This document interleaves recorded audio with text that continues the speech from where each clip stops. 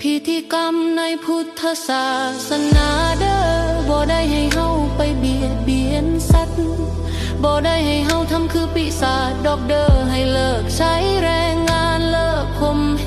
งสัตว์ผู้น่าสงสารบ่มีถ้อยคำแห่พระธาตุนั้นมันสิเฮ็ดให้เป็นบุญหรือเป็นบาปกันแน่คือฟ้าผ่าลงกลางใจสรีนรงโอเจ้าก็เบิ่งเมื่อยล้าแววตาก็มีคำตอบอยู่หลายแต่บ่ได้เอิ้นออกมาว่าเป็นถ้อยคำเพราะมันคือความเจ็บความทรมานที่สะท้อนออกมาหมดแล้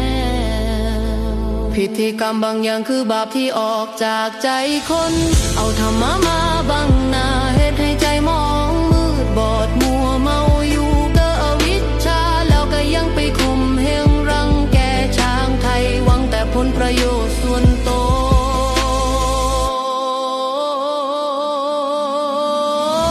Manasing syapa karena lada papakari caritra